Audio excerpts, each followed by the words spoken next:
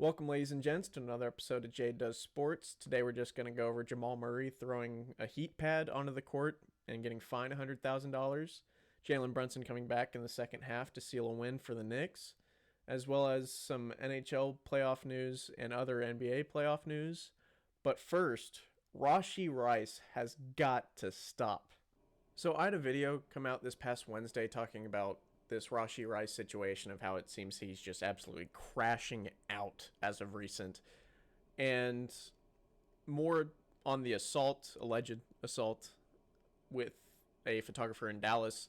He was at a Dallas bar, and apparently him and this photographer got into a verbal argument, and the photographer apparently left.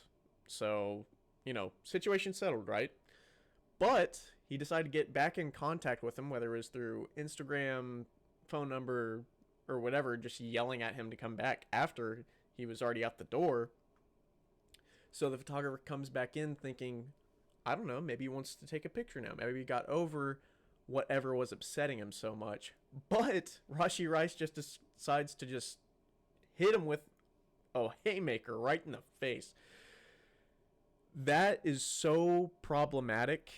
I can't describe. The situation was so over, and then just decide to just put yourself in a bad situation. Catch a charge off of that if he gets punished by the legal system for that, or sued by that photographer. On top of all of this, including the hit and run that happened over a month and a half ago, it's now come out that NFL teams knew all about some of his character issues before drafting him, because there was some sort of incident that happened while he was at SMU that wasn't reported, where him and a few friends had found out that Rashee Rice's girlfriend, or girl that he liked, had been seeing this guy named Kendrick Davis, who used to play basketball for SMU. So they decided to take matters into their own hands, and while there was some sort of SMU basketball game going on, him or his friends, or both, allegedly shot at his empty car. So it wasn't at him. It wasn't at Kendrick Davis, but it was at his empty car. This should send up so many red flags. I don't know how he even got drafted. I mean, I do understand how he got drafted. He is a gifted NFL player. But this could absolutely affect his suspension, possibly aiding in legal discipline for all the stuff that's been going on as of recent. I really don't see him playing much this year because of all this crap. Maybe next year, but yeah, I really think it affects him this season in not playing. No, probably at least half the season, if not more, if not the entire regular season. Besides that clusterfuck of a story, more NFL news. The Falcons officially signed Michael Penix Jr., and now their quarterback room, along with Michael Penix Jr. and Kirk Cousins' salaries, it takes about $80 million out of their salary cap, which is more than 30% of their salary cap. Jesus Christ, get your all situation in order. A third of all the money that's spent on players is going strictly to your quarterback room. That's one player out of a minimum like 24 that need to start. I mean, that's not including like third string wide receivers, fourth string wide receivers. People are getting cycled in and out. This isn't a good thing for them. I still don't think that was a good decision for them to take Michael Penix after you have Kirk Cousins already involved. But yes, 30%, that is so much. A little bit of smaller news in the NFL. Cincinnati wide receiver Tyler Boyd has left and has joined the Titans. This is like a third string kind of wide receiver, and it does add some more depth to the Titans wide receiver core, which should help Will Levis and the Titans going on. And I really don't think it affects the Bengals that much, with Jamar Chase and T. Higgins, who they have committed to, it seems, staying there, even though he has requested trades from them. So good for the Titans. neutral for the Bengals. And yeah, hopefully he has a good season, I guess, for the Titans. We shall see. Other than that, for the NFL, they have schedules come out on the 15th, which is this coming Wednesday.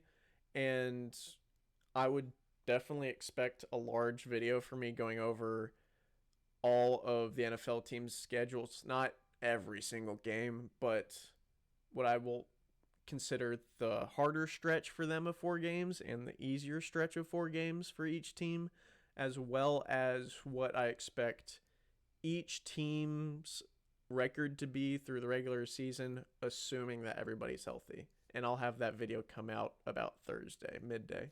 On from the NFL, though, into the NBA playoffs, it's looking like the Minnesota Timberwolves are going to sweep the Nuggets, in my opinion, which I think before the finals started, that was on nobody's bingo card.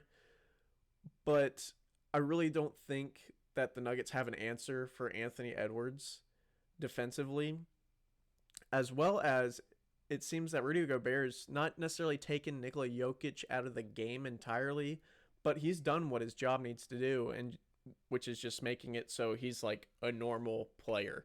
He is not game-changing for the Nuggets now.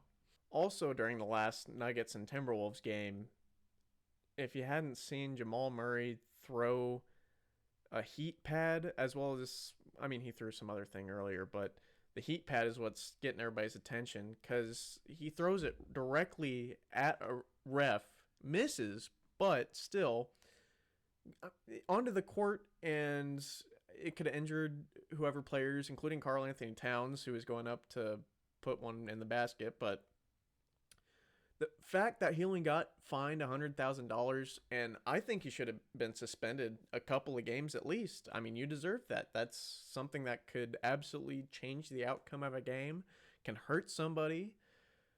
Really just bad showing by him, and I hadn't seen him go out of control like that ever, really, until this series. So it seems that the Timberwolves are getting put into Jamal Murray's head just because of their domination.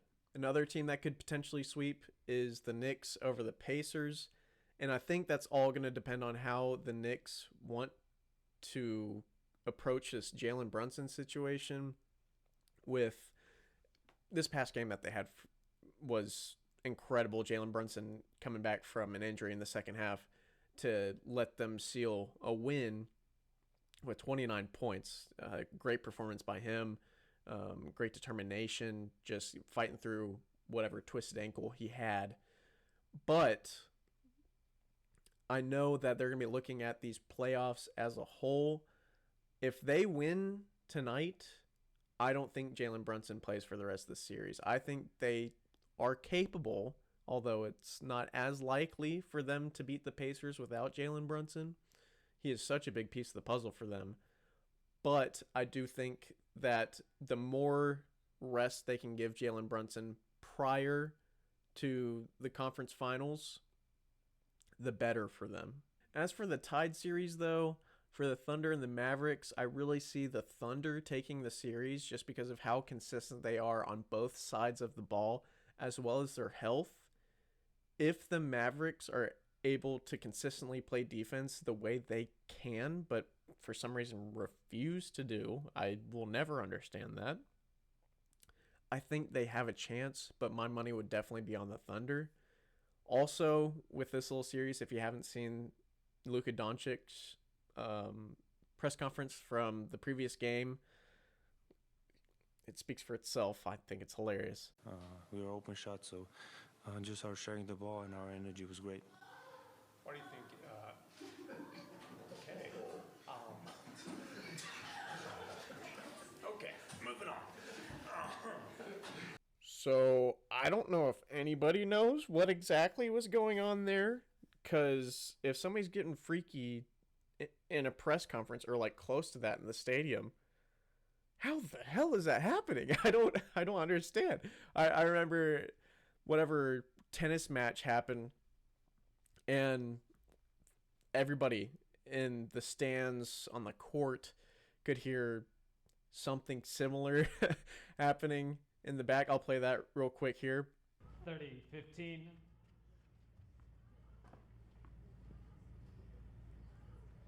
I still hear it. It's still going. What is going on? But yeah, those two situations remind me so much of each other, and that actually makes sense for that to happen in a tennis match, because it could, happen in a nearby apartment or something like that with the windows open. But at a press conference in an indoor arena? Holy shit. And finally, the Celtics and the Cavs has gotten a lot more interesting after the last game, with the Cavs beating the Celtics at home by 20. I don't think anybody had that in their minds of a possibility. The Celtics have just looked so good this season, and it looked like the Cavs really weren't going to be a match for them. But with them tying up the series, it does look a lot more interesting. I'll give them that. However, I just don't think that Donovan Mitchell alone is going to be able to stop the Celtics. So I still have them winning that series, but it has made it a little more watchable, better than a blowout. I just have a couple of things to go over for the NHL playoffs. First thing, Monday night's game, Avalanche and the Dallas Stars, was amazing, with the Dallas Stars going up 3-1 on the Avalanche, and the Avalanche scoring 3 straight, including one in overtime to beat them. Was absolutely exhilarating to watch. That was such a great game, such a good comeback. Reminds me of the 28-3 game for the Patriots in the Super Bowl. A little shout out to them. Also, they made a really bad logo today, but that's besides the point. I don't even want to talk about that. It's an alternate. Who cares about that? Anyways, yeah, that was a great game. And then also in the last game with the Rangers and the Canucks, this missed hit from Trouba. I don't know how you just launch yourself like that at a wall and don't end up fusing all of your vertebrae together. The fact that his head didn't pop off, and if it connected, the other player would have been absolutely demolished. But yeah, dude turned himself into a human missile, and I'm so surprised he didn't explode. Pause. And I don't cover the MLB a whole lot, especially in the regular season, because it's just so much. But if you haven't seen this video of Wilson Contreras absolutely getting his forearm deleted by JD Martinez in an at-bat, it's so crazy to me. Apparently the Cardinals had moved Contreras up to hopefully get more lower pitches called as strikes by the ump. But you had to have thought of this happening, right? I mean, maybe like an inch or two would have been okay. But if he's able to get his arm nearly chopped off by a baseball bat, maybe just scoot him back for a little bit. Like a couple of missed calls here and there is not worth this happening. And with that, that is the end of today's J Does Sports episode. I hope you enjoyed. If you did, please leave a like. Comment any other sports news you'd like for me to cover. And please subscribe. That would be awesome to see you around here more. But I will see you all later.